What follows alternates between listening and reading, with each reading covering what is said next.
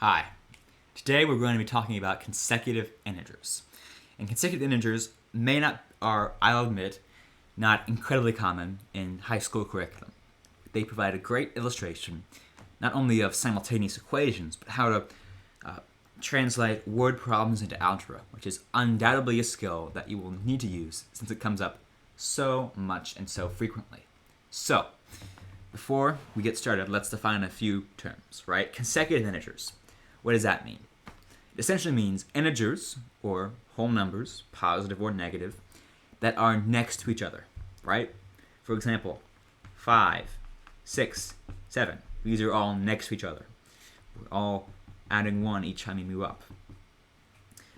However, you could also talk about consecutive even integers. In this case, we're talking about even numbers that are next to each other, right? The nearest even number from 6 is 8. The nearest even number from 8 is 10. So we can write the sequence 6, 8, 10 and say, hey, these are consecutive even integers. In this case, it's important to note, we're not increasing by 1 anymore, right? We're increasing by 2 at each step. The same holds true for consecutive odd integers, right? We have 1, the next odd is 3, the next odd is 5. All of these increase by 2 here. Now, what does this mean? That means with solving consecutive integer problems, we can represent these differences as variables. And I'll show what I mean in just a minute. But let's start with our first problem.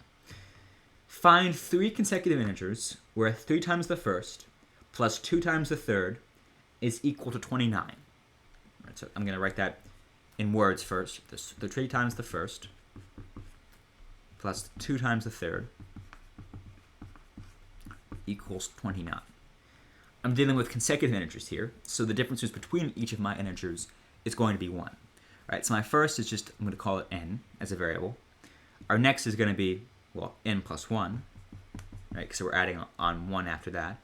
And then my next is going to be n plus 2, as we're adding on another 1 after that.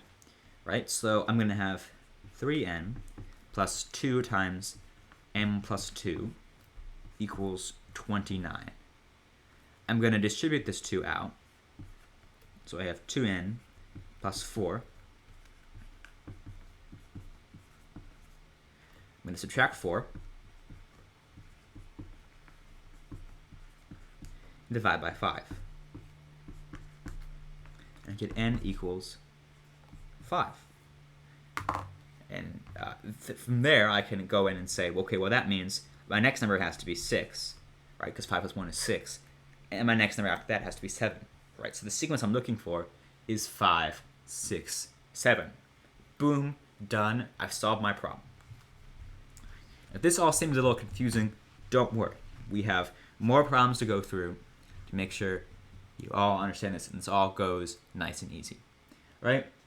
So instead of dealing with consecutive integers, this time, let's deal with consecutive even integers, right? And in consecutive even integers, the difference between each of them is 2, right? So instead of having n plus 1, n plus 2, we're going to have n plus 2, and n plus 4, and so on and so forth, adding to each number, right? So, find 3 consecutive even integers such that 2 times the first plus 2 times the second equals 6 times the third.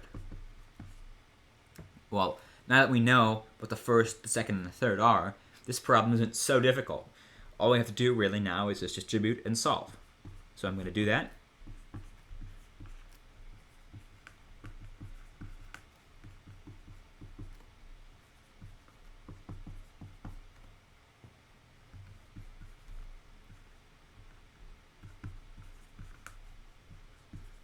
I'm going to subtract by 6n, get negative 2n equals 20. So n equals negative 10. You might say, oh no, a negative number. What does that mean? Well, don't worry. Let's just plug it in to our solutions here, right? So we have negative 10 here, negative 10 plus 2, or negative 8, and negative 10 plus 4, or negative 6. And you can see, hey, these are indeed even numbers. We're allowed to have negative numbers as a consecutive integer sequence. That's perfectly fine. It means our final answer is this.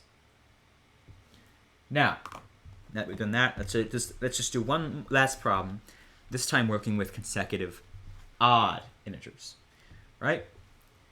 Let's say we have 3 consecutive odd integers. Let's set 5 times the first,